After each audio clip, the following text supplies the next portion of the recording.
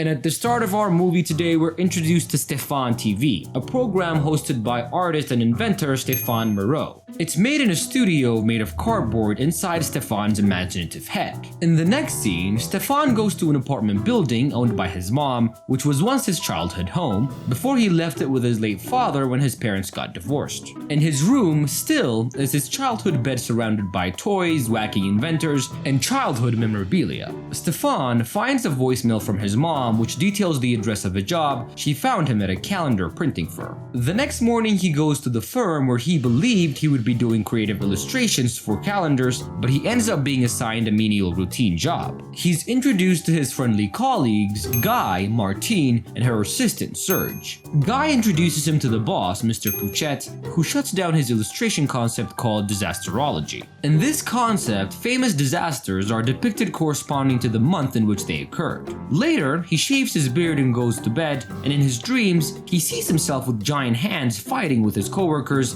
and his razor turning into a creature that attacks the boss, who falls from the office window and walks off. Then in the dream, he goes on to post his illustrations all over the office, and he sleeps with Martine, and he then flies out the window. As his alarm wakes him up, he gets a call from his mother asking him how his first day went. He then goes back to the cardboard studio in his head and carries out the conversation with his mom. And in this place, in his head, he complains about how menial and meaningless his job is and accuses his mother of lying about how creative the job was, just so she can get him to move from Mexico back to France. She then convinces him to meet her before leaving. Stéphane then explains PRS, parallel synchronized randomness, in the studio in his head in which two people walk in opposite direction at the same time and come to face each other, but keep making the same decision thereafter, which leads to a never-ending loop. As Stéphane leaves his apartment to go to work, two men were carrying a piano up the stairs to move it to the new tenant across the hall from him. He tries to help them, but he hurts his hand in the process, and the new neighbor, Stéphanie, and her friend Zoe help him out.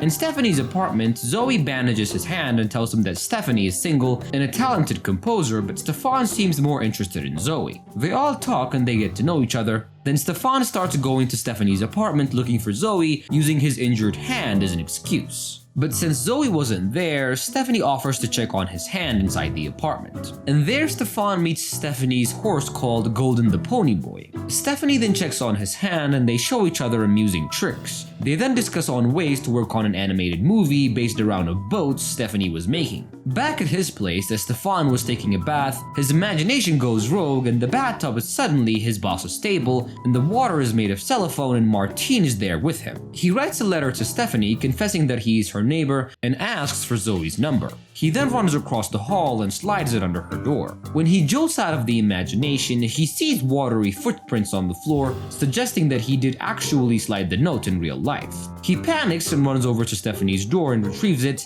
He then gets inside his bed and starts to write her a letter on his typewriter. He falls asleep and dreams that he's inside a cave dictating to a typewriter with feathers for arms, and the letter ends up being a book. He then starts running and then swims with the book to his office. Meanwhile, he was so late at the office, he was officially about to be considered absent. Next we see Stéphanie telling Zoe about the dream she had where a silver-shelled turtle was fighting with a mantis over an elephant, and she is then woken up by a sound coming from her room, which was made by Stéphane sliding the note under her door. She reads it, but lets him take it back when he attempts to retrieve it. Stéphanie and Zoe call Stéphane from Zoe's apartment and ask him if he can show them any optical illusions. He then comes over and shows them different kinds of illusions and they hang out. Wait, hold on. Did you subscribe to our channel? Come on guys, you're here, you're watching the video, help us out by hitting the subscribe button, as it really helps out me and my team to make more videos for you guys. And now, let's get back to the recap. They then later go out drinking at a bar and they meet Guy,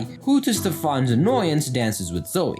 We then see Stéphane giving Stéphanie a music note that he calls My Dear Neighbor. Later that night, he dreams of being forcefully dragged out of the cave by Guy and Serge. And this is where the line between reality and dream becomes increasingly blurry for Stéphane. Stéphane goes to bed and dreams, again, and he dreams that he crashes into the moon in an airplane. He then goes back to his boss's office and watches through the window as he destroys the world, by which point his coworkers come and beg him to restore it all and offer to do anything he wants in exchange. He then publishes a book and sings with his coworkers as a band for Stéphanie. Then he tells the band that he's tired and wants to wake up, and he walks off the stage as he's walking out of the apartment in real life. He does so as Stephanie walks out as well, and he asks her to marry him. He tells her he wants to show her something and invites her into his apartment in hopes of introducing her to the band. But he is fazed to see nobody's there as he opens the door. Stephanie is confused by all this and asks him if he's okay, and he asks her out, but she declines and tells him that she doesn't want a boyfriend. He then goes to work feeling hurt, and his coworkers were concerned and they try to talk to him about it,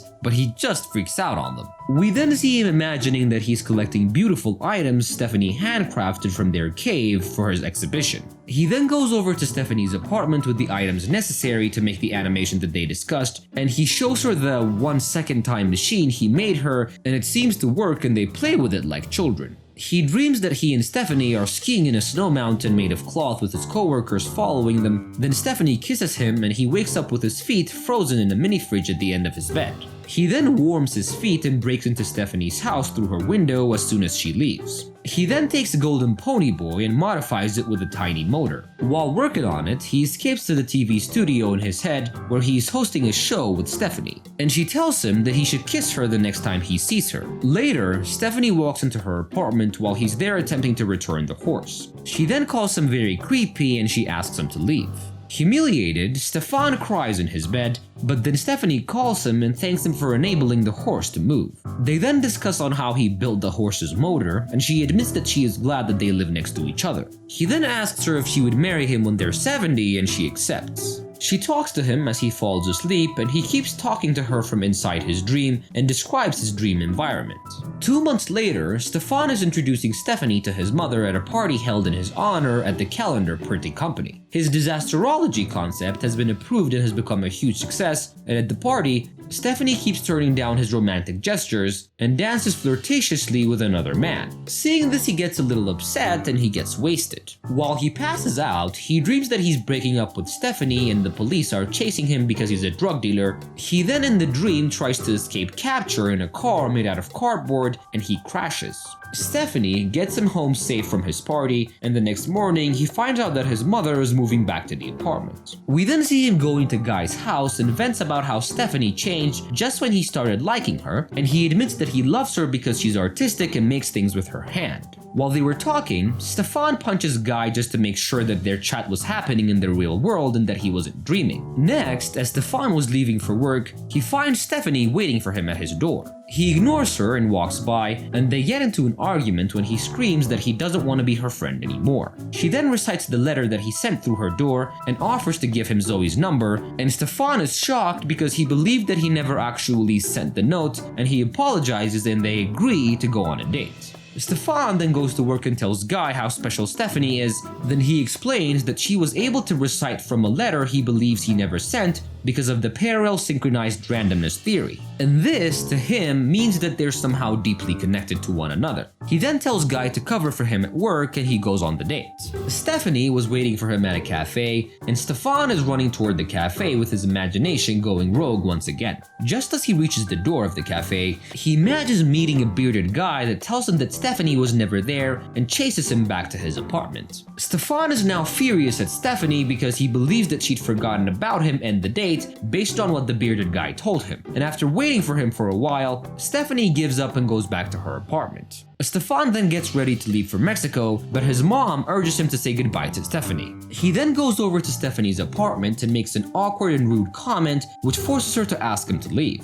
But he jumps on her bed even though he's due to catch a plane and falls asleep. He dreams that he and Stephanie are riding the golden pony boy, and then they jump inside the boat that she made for their movie, and the movie ends as they travel on water made of cellophane. And that is how this movie comes to an end. I hope you guys enjoyed this recap. Make sure to leave a like, leave a comment, and most of all, subscribe to my channel. I love you guys so much, and I promise to see you on my next recap. Bye.